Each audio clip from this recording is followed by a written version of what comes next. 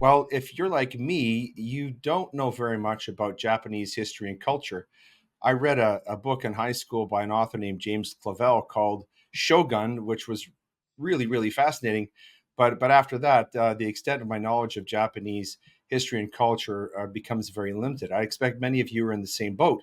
And so we have for you today a real treat because we have two very erudite men who have dedicated lifetimes of study to Japan. And they're going to tell us all about a really exciting new book that they have written, which is making some waves over here in North America. And these men are Professors Morgan and Ramseyer, respectively. Welcome to the show, gentlemen. Or should I say, domo arigato gotsu mashita. That's the extent of my knowledge of Japanese, which I think means thank you 1,000 times. Did I get it right? Sounds right. Yeah. So what we're going to do is we're going to dive in and talk about the book and some other topics. So, firstly, what I'd like to know, perhaps for you, Professor Morgan, what was it about about Japan, its culture and its history and system of laws, which drew you to it as a student and caused you really to dedicate your entire life of scholarship and academia to its study? It's a great question. There are a lot of roads that led to Japan for me. When I was younger, I was interested in Japanese art and literature and just had a general openness to Japanese history. When I was an undergraduate, I just serendipitously got to know a foreign exchange student from Japan and played soccer together at my little university.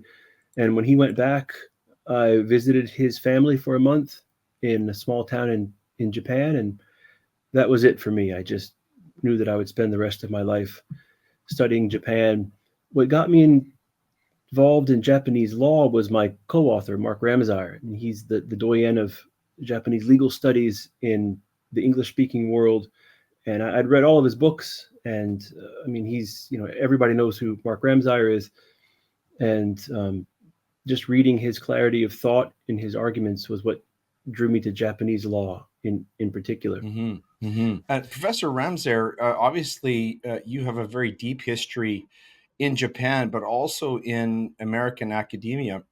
I'm curious to know, given the sort of the broad-based scholarship that you've done, why you were drawn to the subject of the geisha for this particular book. Sure.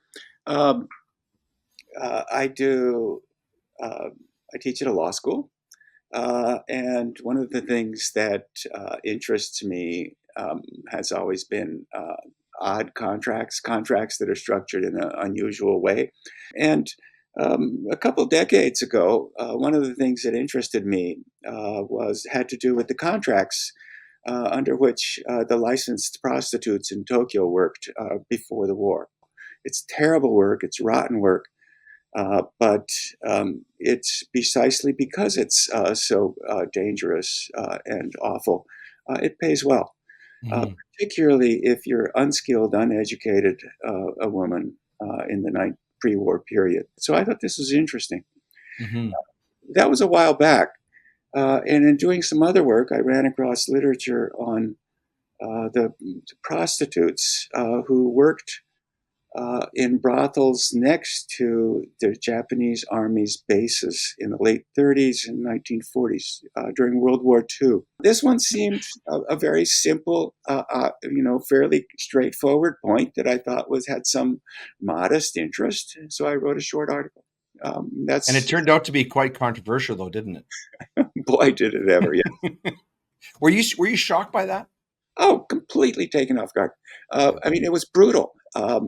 The a person who became a good Japanese friend summarized my article for a Japanese newspaper, the one that Jason is also writes for. And it appeared on Sunday, and on Monday, my email started going wild. It was just massive numbers of hate emails. And I was trying to figure out what in the world was going on. Mm-hmm. And it turns out that there is a myth, Jason and I can explain why it's a myth, but there's this myth in South Korea that the Japanese army dragooned Korean women at bayonet point, tied them together, and sent them off to work as sex slaves in these brothels. Mm. And this is a very popular myth, particularly among the left wing of the South Mhm. Korean electorate. Mm. And the point I had made obviously goes directly against this myth, and they wanted to make sure that that the journal retracted the article, which it refused to do, that Harvard punished me, and that no one would ever dare to contest this myth again. Mhm. So, Professor Morgan, despite this controversy and this sort of backlash to the article, you and Professor Ramseyer decided to forge on and produce the book anyway. You want to talk about why you did that? I sense that there was an issue of academic freedom and freedom of speech in there, but you want to explain why you decided to make the decision to forge ahead to produce the book? Sure.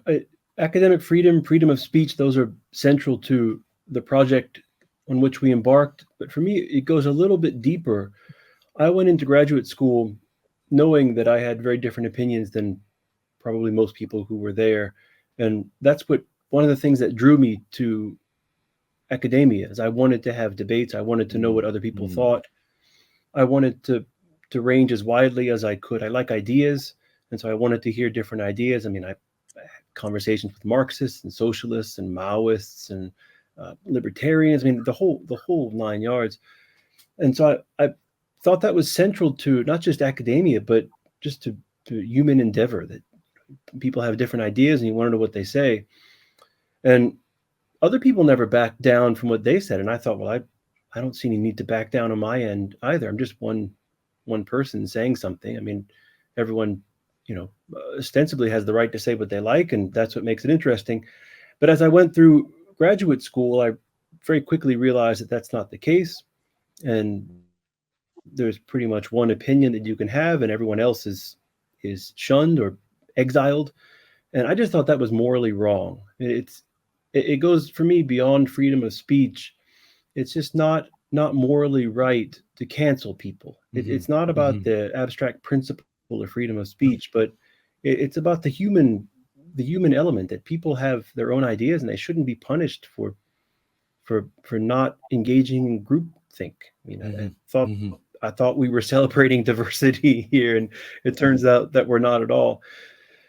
And so I had experienced this myself. And when it came to the comfort women, I knew that what my professors in the United States were saying was simply historically not true. I Mhm. knew that it was not Mhm. true. I knew that it was way, and I thought, it's just not right to back down when I know that doing so would be to essentially cop to a lie Mhm. and a Mhm. historical Mhm. lie and a legal historical lie, and that's the profession that I'd like to enter into.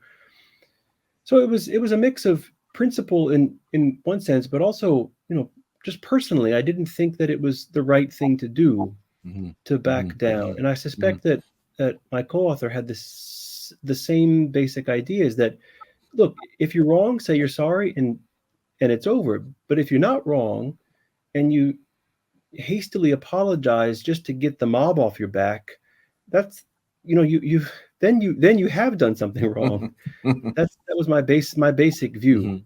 Mhm. Professor Ramseyer, I'm a lawyer, Mhm. and at the law school I attended, it was built on something called the Harvard model. Harvard is obviously a very storied university, very much in the news of late, even now with protests and things like that. Um, in the storm of controversy that arose from the publication of your book, um, you spoke openly about some of these problems that are at Harvard. You said in one article I read, you blame faculty for the university's downfall. You said we saw it happen, but we did nothing. What were you talking about there specifically?